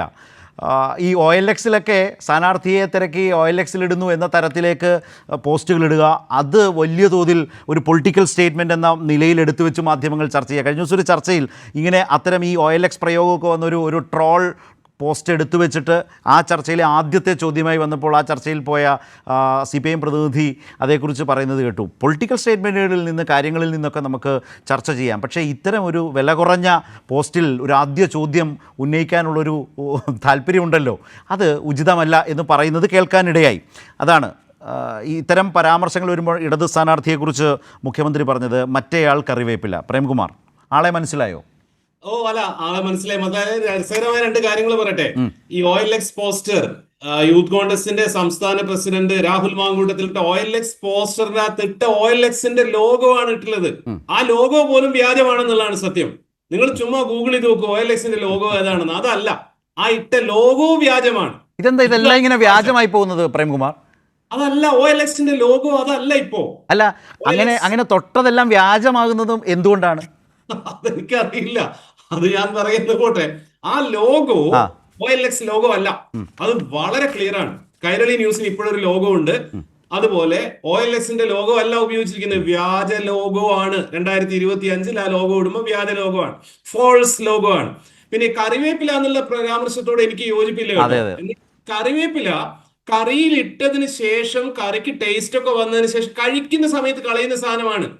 കേരള പൊളിറ്റിക്സിൽ പാസ്റ്റ് ടെൻസ് ആയി മാറിക്കഴിഞ്ഞിരിക്കുന്ന PV അൻവർ UDF പൊളിറ്റിക്സിൽ കറിവേപ്പില പോലും ആയിട്ടില്ല. നമ്മൾ അങ്ങാടിയിൽ നിന്ന് കറിവേപ്പില വാങ്ങുമ്പോൾ അതിന്റെ കറിവേപ്പിലയുടെ ആ സ്റ്റാറ്റസ് അല്ല മുഖ്യമന്ത്രി പറഞ്ഞത്. ഇപ്പോൾ പ്രേംകുമാർ തന്നെ സമ്മതിച്ചല്ലോ. അതായത് കറിവേപ്പില ഉപയോഗിക്കുന്നു, കറിക്ക് സ്വാദുണ്ടാകുന്നു, അല്ലെങ്കിൽ കറിയുടെ ഭാഗമാകുന്നു.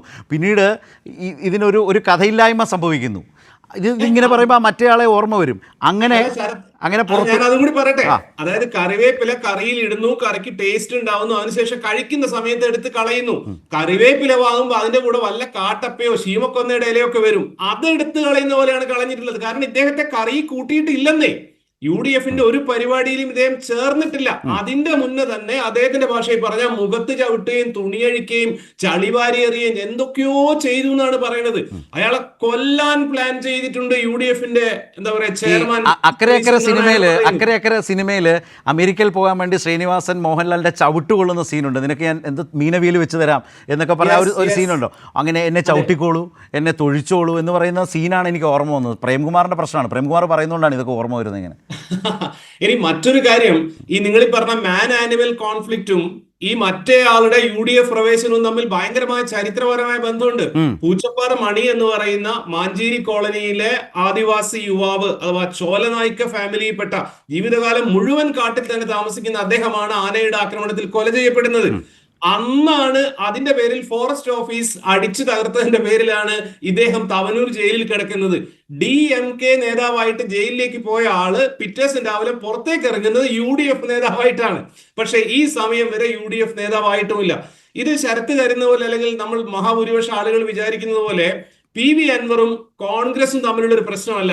മറിച്ച് PV അൻവറിനെയും കൂടെ കോൺഗ്രസിന്റെ ഉള്ളിലേക്ക് എത്തിച്ചിട്ട് VD സതീശന്റെ അപ്രമാദിത്വത്തെ ചോദ്യം ചെയ്യണം, ഇല്ലാതാക്കണം എന്ന് വിചാരിക്കുന്ന കെ സുധാകരനും കെ മുരളീധരനും രമേശ് ചെന്നിത്തലയും അടക്കമുള്ള ഒരു ഗ്രൂപ്പ് ഒരു ഭാഗത്തും അത് പറ്റില്ല, കോൺഗ്രസിന്റെ തീരുമാനം കോൺഗ്രസ് തന്നെ എടുക്കണമെന്ന് പറയാൻ ശ്രമിക്കുന്ന, നടപ്പിലാക്കാൻ ശ്രമിക്കുന്ന UDF കൺവീനർ VD സതീശൻ തമ്മിലുള്ള പ്രശ്നമാണ്. കാരണം ഇവർ ഇതിന്റെ അകത്ത് ഇതുവരെ ഒരു ഡിസിഷൻ എടുത്തിട്ടില്ല എന്നേ. അതായത് UDF എന്താ പറയാ, PV അൻവർ എന്ന് പറഞ്ഞ ആള് UDF-ലാണോ, UDF-ന്റെ ഉള്ളിലാവണമെന്ന് പോലുമില്ല. ബസിന്റെ പിറകിലെ കോണിയിൽ ഞാൻ നിന്നോളാന്ന് പോലും ഈ മനുഷ്യൻ പറയുന്നുണ്ട്. വേണ്ട എന്നാണെങ്കിൽ വേണ്ട എന്ന് തീരുമാനിക്കാൻ പറ്റിയിട്ടില്ല. UDF-ന്റെ AICC പ്രഖ്യാപിച്ച കാൻഡിഡേറ്റ് CPM-ന്റെ ഏജന്റ് ആണ് എന്ന് പരസ്യമായിട്ട് പറഞ്ഞു കഴിഞ്ഞാൽ UDF കൺവീനർ ചെയർമാനായിട്ടുള്ള VD സതീശന് ഗൂഢമായ ലക്ഷ്യമുണ്ട് എന്ന് പറഞ്ഞു കഴിഞ്ഞിട്ടുള്ള ഒരാളോട് പിന്നെയും ചർച്ച ചെയ്യാൻ പോവാണ്. ഇന്ത്യയിൽ ഏറ്റവും പാരമ്പര്യമുള്ള ജനാധിപത്യ പാർട്ടി KC വേണുഗോപാൽ അദ്ദേഹത്തെ വിളിച്ചു പറഞ്ഞു എന്ന് അയാൾ തന്നെ പറയുന്നു, ചർച്ച ചെയ്യാമെന്നുള്ളത്. മറ്റാളെ ഭീഷണിപ്പെടുത്തിയിട്ടാണ്. അത് ഇങ്ങനെയുള്ള ഒരാളുടെ കാര്യത്തിൽ തീരുമാനമെടുക്കാൻ പോലും പറ്റാത്ത UDF-ന്റെ കോൺഗ്രസിന്റെ അവസ്ഥയാണ് ഇത് കാണുന്നത്. ഇങ്ങനെയുള്ള ആളാണ് ഈ ഇന്നത്തെ ഇത്രയും ഡെവലപ്ഡ് ആയിട്ടുള്ള ക്രൈസിസ് മാനേജ്മെന്റ് ലോക നിലവാരത്തിലെത്തിയിട്ടുള്ള കേരളം ഭരിക്കാമെന്ന് നാട്ടുകാരോട് പറയുന്നത്. ആളുകൾ ഇത് തമാശയാക്കി കളയുന്ന ഇതുകൊണ്ടാണ്. M. സ്വരാജ് പറഞ്ഞതുപോലെ 2 സ്ഥാനാർത്ഥികളും വോട്ട് ചോദിക്കാൻ തുടങ്ങിയ സമയത്താണ്. സത്യമാണത്. ശരത്തിന് അറിയാം, നിലമ്പൂർ മണ്ഡലത്തിൽ വ്യാപാരി വ്യവസായി സമിതിയുടെ സ്ഥാനാർത്ഥി മത്സരിക്കുന്നു എന്ന് അവർ പ്രഖ്യാപിച്ചിട്ടുണ്ടായിരുന്നു. അദ്ദേഹത്തോട് ഞാൻ മത്സരിക്കുന്നുണ്ടേ, നിങ്ങൾ മത്സരിക്കുക എന്ന് 2 പേരും ചെന്ന് പറയുന്നുണ്ടായിരുന്നു. ആര്യാടൻ ഷൗക്കത്തും പറയുന്നുണ്ടായിരുന്നു, VS ജോയിയും പറയുന്നുണ്ടായിരുന്നു. 2 പേരും വോട്ട് ചോദിക്കാൻ തുടങ്ങിയ അവസ്ഥയിലാണ് ഇതാ ഒരാളാണ് സ്ഥാനാർത്ഥി എന്ന് പ്രഖ്യാപിച്ചിട്ടുള്ളത്. അതിനുശേഷം ഇപ്പോഴും അവിടെ തല്ല് അടങ്ങിയിട്ടില്ല. ഇന്നിപ്പോ പറയുന്നത് നാളെ വൈകുന്നേരമെന്നാണ്. എന്തായിരുന്നാലും ശരി, കേരള പൊളിറ്റിക്സിൽ പാസ്റ്റ് ടെൻസ് ആണ് PV അൻവർ. നിലമ്പൂരിൽ ആര് ജയിച്ചാലും ആര് തോറ്റാലും ഈ ദേഹത്തിന്റെ പൊളിറ്റിക്കൽ ഫ്യൂച്ചർ എന്നുള്ളത് 0 ആണ്, ബിഗ് 0 ആണ്. എങ്ങനെ വന്നാലും അത് തന്നെയാണ്. ഇതാണ് സത്യം. പറയുന്ന ഈ ക്രൈസിസ് മാനേജ്മെന്റ് മാത്രമല്ല, വയനാട്ടിൽ 441 ആളുകളുടെ വീടിന്റെ പണി ഈ പെരുമഴയത്ത് അതിവേഗതയിൽ നടന്നുകൊണ്ടിരിക്കുകയാണ്. 1 മാസം കൊണ്ടാണ് ഒന്നാമത്തെ മോഡൽ വീടിന്റെ പണി തീർന്നിരിക്കുന്നത്. 350 കോടി രൂപയാണ് സർക്കാർ അങ്ങോട്ട് കൊടുത്തിരിക്കുന്നത്. നമ്മുടെ ULCCS ആണ് അതിന്റെ വർക്ക് നടത്തുന്നത്. ഈ എല്ലാ ബഹളങ്ങൾക്കും ഈ എല്ലാ ബുദ്ധിമുട്ടുകൾക്കും ഇടയിൽ കേന്ദ്ര സർക്കാരിന്റെ ഒരു സഹായം പോലും ഇല്ലാതെ അത് അവിടെ നടക്കുന്നുണ്ട്. കോൺഗ്രസ് പ്രഖ്യാപിച്ച വീടിന്റെ അവസ്ഥ എന്തായെന്ന് ശരത്ത് ഒരു ചർച്ചയിൽ ചോദിച്ചിട്ട് ശരത്ത് കേട്ട മറുപടി ശരത്തിന് അറിയാമല്ലോ. ഷിപ്രക്ക് വന്നാൽ അത് എങ്ങനെ നേരിടണമെന്ന് ആലോചിക്കല്ലേ UDF. ആ കപ്പൽ തന്നെ ആ കപ്പൽ ഓടിക്കേണ്ടത് എന്നുള്ളതിനെ പറ്റി പൊരിഞ്ഞ തല്ല് നടക്കുകയാണ്. നാട്ടുകാർ, ജനം ഇതെല്ലാം വളരെ കാണുന്നുണ്ട് എന്നുള്ളത് മാത്രമാണ് നമുക്ക്. ശ്രീ ജയചന്ദ്രൻ, ഈ നിലമ്പൂർ എപ്പിസോഡിൽ ഈ പറഞ്ഞ വിഷയത്തിൽ ഇതിൽ എന്താണ് സംഭവിച്ചുകൊണ്ടിരിക്കുന്നത്? എന്തൊക്കെ തരത്തിലുള്ള കളികളാണ് നടക്കുന്നത്? ഒരു എത്തും പിടിയും കിട്ടാത്ത വിധത്തിലേക്കുള്ള വളരെ നിലവാരം കുറഞ്ഞ പരിപാടികളാണ്. അതിൽ യാതൊരു സംശയവുമില്ല. എന്തൊക്കെയാണ് ഇതിന് പിന്നിലെ നീക്കങ്ങൾ? എന്തൊക്കെയാണ് ശ്രീ ജയചന്ദ്രൻ, താങ്കൾ മനസ്സിലാക്കുന്ന കാര്യങ്ങൾ എന്താണ്?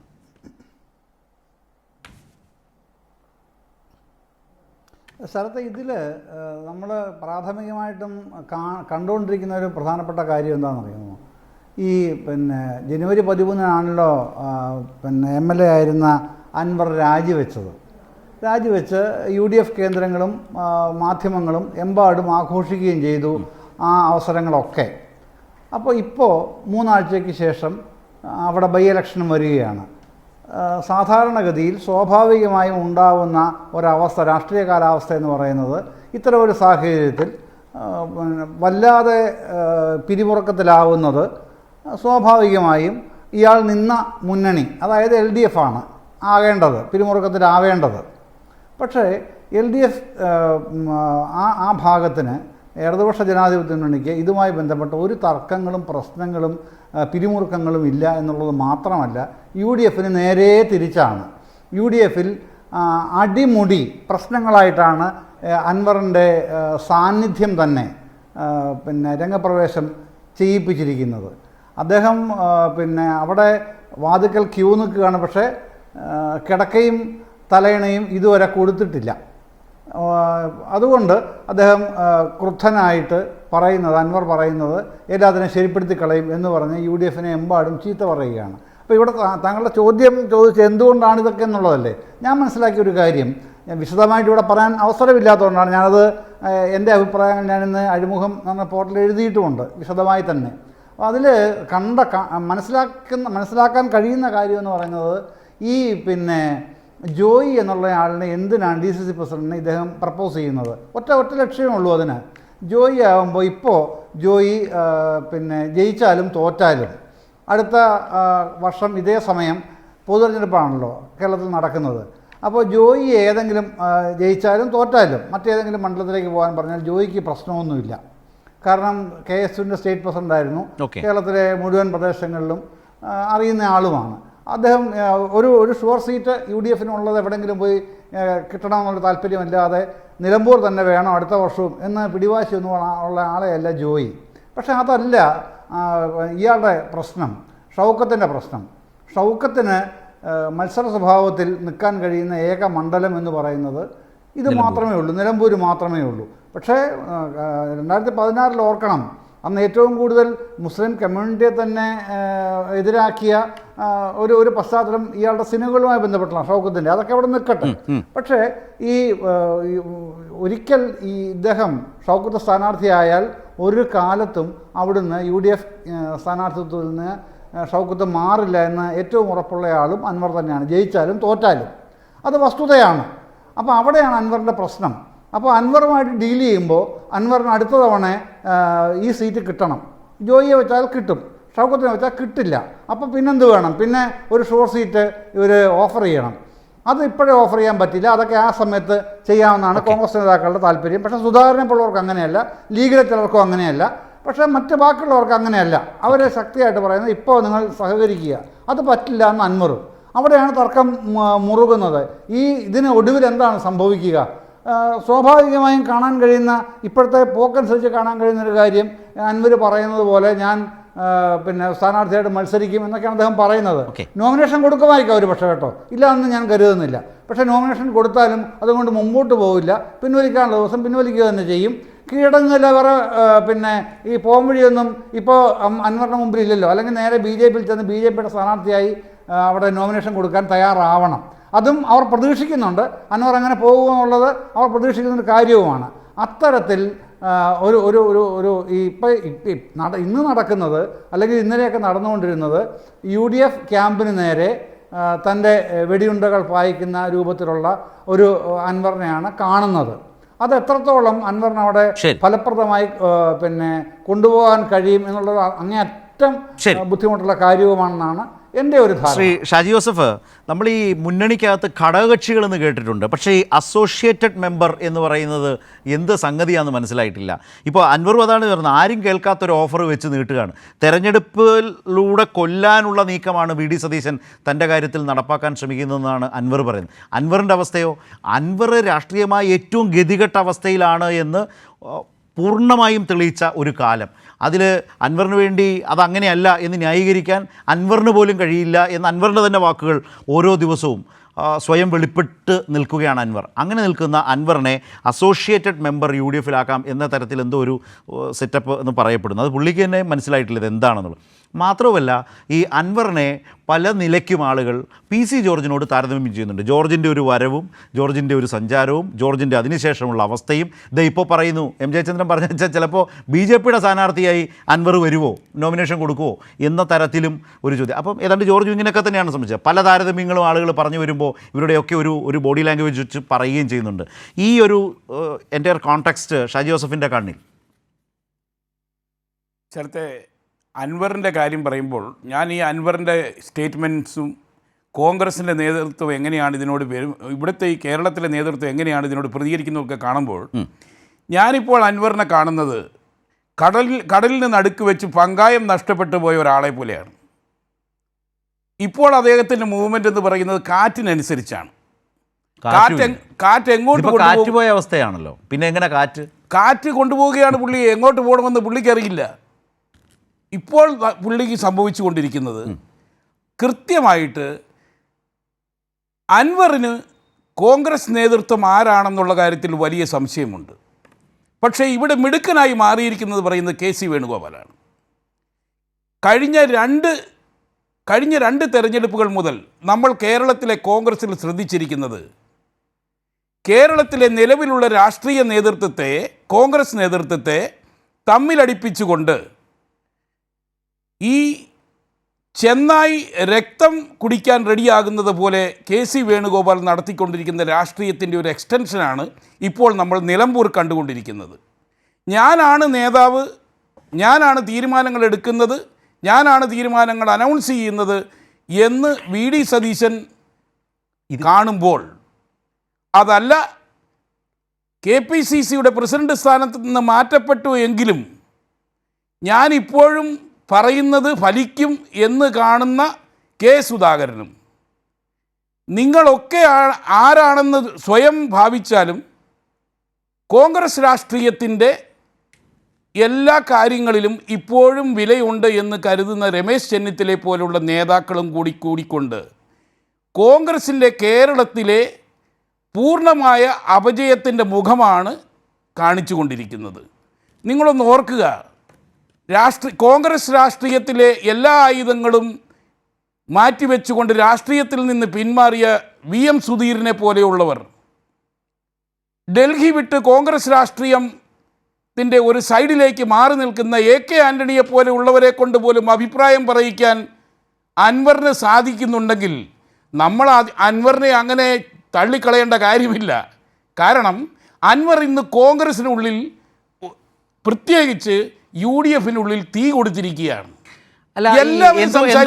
എന്തുകൊണ്ടാണ് ഷാജി ജോസഫ് ഇപ്പോൾ ഈ അൻവറിനെ കുറിച്ച് പറയുമ്പോൾ PC ജോർജിനെ ഓർമ്മ വരുന്നത്? PC ജോർജിനെ ഓർമ്മ വരാൻ കാരണം ഇത് രണ്ടും ഏതാണ്ട് വാ പോയ കോടാലി എന്ന് പറയൂലോ, ആ രീതിയിലേക്കാണ് അധപതിച്ചിരിക്കുന്നത്.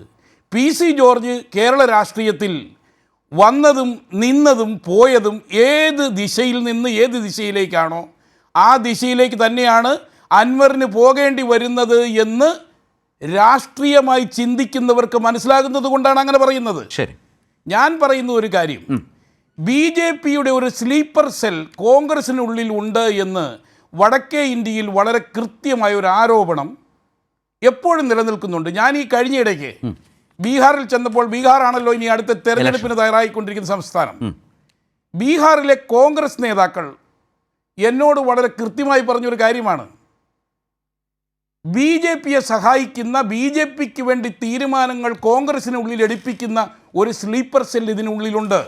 അവരാണ് കോൺഗ്രസിനെ വളരാൻ അനുവദിക്കാത്തത്, കോൺഗ്രസിനെ എപ്പോഴും തോൽവിയുടെ തട്ടിൽ തന്നെ നിർത്തുന്നത്. ഇപ്പോൾ നമ്മൾ കേരളത്തിൽ ശരത്തെ കണ്ടുകൊണ്ടിരിക്കുന്നത് ഈ സ്ലീപ്പർ സെൽ വളരെ ആക്റ്റീവായി പ്രവർത്തിച്ചു കൊണ്ടിരിക്കുകയാണ്. അല്ലെങ്കിൽ നിങ്ങളൊരു കാര്യം ഒന്ന് ചിന്തിച്ചേ, ലോക്സഭാ തെരഞ്ഞെടുപ്പിൽ വയനാട്ടിൽ മത്സരിച്ചപ്പോൾ ഈ മാന്യ അദ്ദേഹത്തിന് എത്ര വോട്ടാണ് കിട്ടിയത്? അൻവറിന് എത്ര വോട്ട് കിട്ടി? LDFന് വേണ്ടി ജനം വോട്ട് ചെയ്തപ്പോൾ നിലമ്പൂരിൽ ആ വോട്ട് അൻവറിനാണ് ചെയ്തത് എന്ന് തെറ്റിദ്ധരിക്കുന്ന കോൺഗ്രസിൻ്റെ നേതൃത്വവും, അതുപോലെ തന്നെ അൻവറിനെ പിന്താങ്ങുന്ന ചില ആളുകളും കൂടിക്കൊണ്ട് ഇല്ലാത്ത ഒരു സ്ഥിതി ഉണ്ടാക്കി വെച്ചുകൊണ്ടാണ് കോൺഗ്രസിനെ കൊണ്ട് ഈ നാടകം കളിപ്പിക്കുന്നത്. ഇനി നിലമ്പൂരിലെ തെരഞ്ഞെടുപ്പ് ചൂടും പോരും ഇതുമായി ബന്ധപ്പെട്ട ശ്രീ സജീവൻ്റെ അഭിപ്രായം കൂടിയാണ് ഇപ്പോഴത്തെ നടന്നു വരുന്ന ഈ കശപിശയിൽ നിന്നുള്ള അദ്ദേഹത്തിൻ്റെ അഭിപ്രായം കൂടിയാണ് അറിയേണ്ടത്. ഇതിൽ പ്രധാനമായും എനിക്ക് ശ്രീ സജീവനോട് ചോദിക്കാനുള്ളത് ഈ നടന്നു വരുന്ന ഈ ഡ്രാമയുണ്ടല്ലോ, ഇതിൽ നാണം കെട്ട് രണ്ടു കൂട്ടരും സന്ധി ചെയ്യുമോ എന്നുള്ളതാണ് ഒന്നാമത്തെ ചോദ്യം. രണ്ടാമത്തെ ഒരു പ്രധാനപ്പെട്ട കാര്യം, ഇന്ന് അൻവർ പറഞ്ഞത് KC വേണുഗോപാലിനെ VD സതീശൻ ഭീഷണിപ്പെടുത്തി, എങ്ങനെയാണ് ഭീഷണിപ്പെടുത്തിയത് എന്നൊക്കെയും അതിൽ പരാമർശിച്ചിട്ടുണ്ട്. അപ്പോൾ മുമ്പ് KC വേണുഗോപാൽ ഇവിടെ പരാമർശിക്കപ്പെട്ടതുകൊണ്ട് എൻ്റെ ചോദ്യം, KC വേണുഗോപാൽ ഈ എപ്പിസോഡിൽ മിടുക്കനായി നിൽക്കുകയാണോ അതോ കുടുക്കിലാണോ? അല്ല, KC വേണുഗോപാൽ സ്വാഭാവികമായിട്ട് അദ്ദേഹത്തിന് ഒരു ലക്ഷ്യം ഉണ്ട്, 2026 നമുക്കറിയാം. പക്ഷെ ഞാനിവിടെ പറയുന്നൊരു കാര്യം, നമ്മളെല്ലാവരും അൻവറിനെ അദ്ദേഹം വായ്ത്തല പോയ കോടാലിയാണെന്ന രീതിയിലൊക്കെ, മൂർച്ചയില്ലാത്ത കോടാലിയാണെന്നൊക്കെ പറയുന്നുണ്ട്. അൻവർ പക്ഷേ കോടാലിയാണെന്ന കാര്യം സംശയമില്ല. ആ കോടാലി നല്ല മൂർച്ചയുള്ള കോടാലിയുമാണ്. അത് അതേ രീതിയിൽ വെട്ടുന്നുണ്ടെന്നുള്ള കാര്യം നമുക്കറിയാം, മുറിക്കുന്നുണ്ടുള്ള കാര്യം നമുക്കറിയാം. കാരണം ഇത് പിടിച്ച കൈയാണ് നോക്കേണ്ടത്. അത് അൻവറല്ല വെട്ടുന്നത്. അൻവരൻ എന്ന കോടാലി പിടിച്ചിട്ടുള്ള കൈ അതെല്ലാവർക്കും അറിയാവുന്നതാണ്. ഈ നാടകത്തിൽ, ഇപ്പൊ താങ്കൾ പറഞ്ഞ പോലെ, ഈ നാടകത്തിൽ നിശബ്ദനായി നിൽക്കുകയോ അൻവറിനെ ഏതാണ്ട് പിന്തുണയ്ക്കുകയോ ഒക്കെ ചെയ്യുന്ന ചില ആളുകളുണ്ടല്ലോ. ഇതിന് യഥാർത്ഥ കാര്യം, ഇതിന് യഥാർത്ഥ ലക്ഷ്യം നമ്മൾ മനസ്സിലാക്കേണ്ടത്, ഇത് KPCC പ്രസിഡന്റ് സ്ഥാനത്ത് നിന്ന് K സുധാകരനെ മാറ്റിയപ്പോൾ അദ്ദേഹം പറഞ്ഞ ചില കാര്യങ്ങളുണ്ട്. എന്നെ എന്തിനാണ് മാറ്റിയത്? ഞാൻ KPCC പ്രസിഡന്റ് ആയ കാലത്ത് അതിനുശേഷം ഉണ്ടായ നേട്ടങ്ങൾ ഇന്നതൊക്കെയാണ്, ഒരൊറ്റ കോട്ടവും ഉണ്ടായിട്ടില്ല, എന്നിട്ടും എന്നെ എന്തിനാണ് മാറ്റിയത് എന്നായിരുന്നു അദ്ദേഹത്തിന്റെ ചോദ്യം. രണ്ടാമത്തേത്, അദ്ദേഹം പറഞ്ഞത് എന്നെ മാറ്റാൻ ഇവിടെയുള്ള ചില ആളുകൾ കുതന്ത്രം കളിച്ചു. കേന്ദ്ര നേതൃത്വത്തിന്, അതായത് ദേശീയ പ്രസിഡന്റിനോ രാഹുൽ ഗാന്ധിക്കോ ഒന്നും എന്നെ മാറ്റണമെന്ന് താല്പര്യമില്ലായിരുന്നു. അവരെന്നോട് ചർച്ചയിൽ അക്കാര്യം പറഞ്ഞിട്ടേ ഇല്ല. പക്ഷെ ഇവിടെയുള്ള ചില ആളുകളുടെ ആവശ്യമായിരുന്നു അത്. അവരാണ് കള്ളക്കളി കളിച്ചതെന്ന് പറഞ്ഞു. വേറൊരു കാര്യമുള്ളത്, അദ്ദേഹം പറഞ്ഞത്, മാറ്റിയതിനു ശേഷം പറഞ്ഞത് KPCC പ്രസിഡന്റിനെ മാറ്റുമ്പോൾ പ്രതിപക്ഷ നേതാവിനെയും മാറ്റുക എന്നൊരു കീഴ്വഴക്കമുണ്ട് എന്ന്. ഇത്രയുമാണ് നമ്മൾ ഇതിനെ ഒരു പശ്ചാത്തലമായിട്ട് കണക്കാക്കേണ്ടത്. ഇപ്പൊ നോക്കൂ, അൻവർ ഇന്ന് പറഞ്ഞ കാര്യം എന്താണ്? അൻവർ നമുക്കറിയാം, അൻവറിന്റെ താല്പര്യത്തിന് വഴങ്ങേണ്ട, ജോയിയെ സ്ഥാനാർത്ഥിയാക്കേണ്ട, അതിന് പകരം ആര്യാടൻ ഷൗക്കത്ത് മതി എന്ന് തീരുമാനിക്കുമ്പോൾ അത് സ്വാഭാവികനും പാർട്ടിയാണല്ലോ, ദേശീയ നേതൃത്വം പോട്ടെ, സംസ്ഥാനത്തെ പാർട്ടിയോ അല്ലെങ്കിൽ പാർട്ടി പ്രസിഡന്റോ അല്ലെങ്കിൽ KPCC ഒക്കെ ആണല്ലോ, അല്ലെങ്കിൽ ഈ എല്ലാ നേതാക്കന്മാരും കൂടിയാണല്ലോ തീരുമാനിക്കുക. KPCC പ്രസിഡന്റ് എനിക്ക് അറിയില്ല എന്ന് പറഞ്ഞിട്ടില്ല, UDF കൺവീനർ എനിക്ക് അറിയില്ല എന്ന് പറഞ്ഞില്ല. ഇവിടെ പ്രതിപക്ഷ നേതാവിന്റെ പേര് മാത്രം എന്തുകൊണ്ട് അൻവർ പറഞ്ഞു? അവിടെയാണ് നോക്കേണ്ടത്. വെട്ടേണ്ട ഒരു മരം അതെന്താണ് എന്ന് കൃത്യമായിട്ട് അറിയുന്നവർക്കറിയാം. ഇപ്പോൾ അൻവറിനെ കൊണ്ട് വെട്ടിക്കുന്നത് അതാണ്. അതായത് ഈ തെരഞ്ഞെടുപ്പിൽ UDF പരാജയപ്പെട്ടാൽ, അൻവർ UDFന്റെ ഭാഗമായി ചേർന്നാലും ഇല്ലെങ്കിലും ഉണ്ടാകുന്ന കാര്യം, അൻവർ ആദ്യമേ തന്നെ സ്ഥാനാർത്ഥിയെ കുറിച്ച് പറഞ്ഞു. ഈ സ്ഥാനാർത്ഥി ആദ്യമേ പറഞ്ഞു, അദ്ദേഹം സിനിമക്കാരനാണല്ലോ, അദ്ദേഹത്തിന് അപ്പണി എടുക്കാമല്ലോ എന്ന്. ആദ്യം ഈ ചർച്ചയൊന്നും നടക്കുന്നതിന് മുമ്പ് ഇപ്പം അദ്ദേഹം പറയുന്നത് ഈ സ്ഥാനാർത്ഥി മോശമാണ്. അതായത് ആര്യാടൻ ഷൗക്കത്ത് പരാജയപ്പെട്ടാൽ അൻവറിന് പറയും, ഞാൻ അപ്പോഴേ പറഞ്ഞില്ലേ ഈ ആളെ സ്ഥാനാർത്ഥിയാക്കിയതാണ് പ്രശ്നം എന്ന് പറയാം. ആ സ്ഥാനാർത്ഥിയാക്കാൻ ആരാണ് താല്പര്യപ്പെട്ടത് എന്നുള്ളൊരു കാര്യം അൻവർ പറഞ്ഞിട്ടുണ്ടല്ലോ. അതൊരു കാര്യം. രണ്ടാമത്തേത്, അൻവറിന് മുമ്പിൽ കീഴടങ്ങുകയാണെങ്കിൽ സ്വാഭാവികമായിട്ടും ഞാനാണ് ജയിപ്പിച്ചത് എന്ന് പറഞ്ഞുകൊണ്ട് അവിടെ ഈ പറയുന്ന, നേരത്തെ ജയേന്ദ്രൻ പറഞ്ഞ പോലെ 2026 അദ്ദേഹത്തിന് ഷുവർ സീറ്റ് കിട്ടണം. അത് നിലമ്പൂരാണെന്ന് അദ്ദേഹം ആഗ്രഹിക്കുന്നത്. കാരണം കോഴിക്കോട് ജില്ലയിൽ ഒറ്റ സീറ്റിലും UDF ജയിച്ചിട്ടില്ല. മലപ്പുറത്ത് കൊടുക്കാവുന്ന സീറ്റില്ല, കാരണം തൊട്ടപ്പുറത്തുള്ള വണ്ടൂര് AP അനിൽകുമാറിനാണ്. വേറെ ഉള്ളിടത്തൊക്കെ ഇപ്പോൾ അബ്ദുറഹ്മാൻ മത്സരിച്ച് ജയിച്ചെടുത്ത് അവിടെ പരാജയപ്പെട്ട UDF കൊടുക്കും, ലീഗുകാർ കൊടുക്കില്ലല്ലോ. അപ്പൊ സ്വാഭാവികമായിട്ടും ബാക്കി കൊടുക്കാവുന്ന ഒരു സ്ഥലം മലപ്പുറത്തും കോഴിക്കോട്ടും ഇല്ല. ഇനി കണ്ണൂരിലേക്കോ കാസർകോട്ടേക്കോ ഒന്ന് അൻവർ പോയിട്ട് കാര്യമില്ല. അപ്പൊ അദ്ദേഹത്തിന് കിട്ടണമെങ്കിൽ ഈ തരത്തിൽ ഞാൻ ജയിപ്പിച്ചത് കൊണ്ട് കിട്ടി എന്നുള്ള ഒരു വേണം. അതിന് അദ്ദേഹത്തെ പിന്തുണയ്ക്കാൻ ഈ കോടാലി പിടിച്ച കൈകൾ തീർച്ചയായിട്ടും ഉണ്ടാകും എന്ന് അൻവറിന് അറിയാം. ആ ലക്ഷ്യത്തോട് കൂടിയിട്ടാണ് അൻവർ നീങ്ങുന്നത്. നമ്മൾ കാണേണ്ടത്, അൻവർ ഇപ്പൊ കളിക്കുന്ന കളി ചെറിയ കളിയൊന്നുമല്ല, അത് അൻവർ കളിക്കുന്ന കളിയല്ല, അൻവറിനെ കൊണ്ട് കളിപ്പിക്കുന്ന കളിയാണ് എന്നുകൂടി എനിക്ക് Right. ഞാൻ ഇവിടെ പറഞ്ഞു വയ്ക്കുകയാണ്. ഏതായാലും വളരെ മോശപ്പെട്ട നാണം കെട്ട രാഷ്ട്രീയ നാടകങ്ങളാണ് അരങ്ങേറിക്കൊണ്ടിരിക്കുന്നത്. ഒരു സ്ഥാനാർത്ഥി ആദ്യം തന്നെ പ്രഖ്യാപിച്ചു എന്നതിൻ്റെ മേന്മ അവകാശപ്പെടാൻ പലപ്പോഴും പ്രതിപക്ഷ നേതാവ് വി ഡി സതീശൻ മാധ്യമങ്ങളിലൂടെ ശ്രമിച്ചുവെങ്കിലും അതിൻ്റെ എല്ലാ ശോഭയും കെട്ടുപോയിരിക്കുന്നു എന്ന കാര്യത്തിൽ യാതൊരു സംശയവുമില്ല. മാത്രവുമല്ല, അങ്ങനെ പ്രഖ്യാപിച്ച സ്ഥാനാർത്ഥി, യു ഡി എഫ് സ്ഥാനാർത്ഥി, ഏറ്റവും അധികം കോൺഗ്രസ് പ്രവർത്തകർക്കും യു ഡി എഫുകാർക്കും വിശ്വസിക്കാൻ കഴിയാത്തയാളാണ് എന്ന നിലയിൽ ഗുരുതരമായ ആരോപണം ഈ തെരഞ്ഞെടുപ്പിൻ്റെ സ്ഥാനാർത്ഥിയായി അരിയാടൻ ഷൗക്കത്ത് വന്നതിന് ശേഷം വളരെ പരസ്യമായി വെളിപ്പെടുത്തിയ ആളാണ് പി വി അൻവർ. ആ പി വി അൻവറുമായി ഏതെങ്കിലും തരത്തിലൊരു അവസാന ഘട്ടത്തിൽ സന്ധിയിലേക്കും ധാരണയിലേക്കും യു ഡി എഫ് പോയാൽ തന്നെ എങ്ങനെയാണ് ജനങ്ങളോടത് വിശദീകരിച്ച് വിശ്വസനീയമായി മുന്നോട്ട് കൊണ്ടുപോകാൻ കഴിയുക? അപ്പോഴും യു ഡി എഫ് സ്ഥാനാർത്ഥിക്ക് ഏറ്റ ആഘാതം ഇനി അത് തിരുത്തി പറഞ്ഞാലും ഇല്ലാതാവുന്നില്ല എന്നതുകൂടിയുണ്ട്. അൻവർ തിരുത്തി പറഞ്ഞാലും ഇല്ലാതാവുന്നില്ല എന്നതുകൂടിയുണ്ട്. അങ്ങനെ കലങ്ങി മറിഞ്ഞു നിൽക്കുന്ന പോരിൻ്റെയും തെരഞ്ഞെടുപ്പ് ചൂടിൻ്റെയും ഒരു അന്തരീക്ഷമാണ് നിലമ്പൂരിൽ ആകെ ഉള്ളത്. 4 പേർക്കും വളരെയധികം നന്ദി ഞങ്ങളോട് സഹകരിച്ചതിന്, ന്യൂസ് ആൻഡ് വ്യൂസിൽ പങ്കെടുത്തതിന്.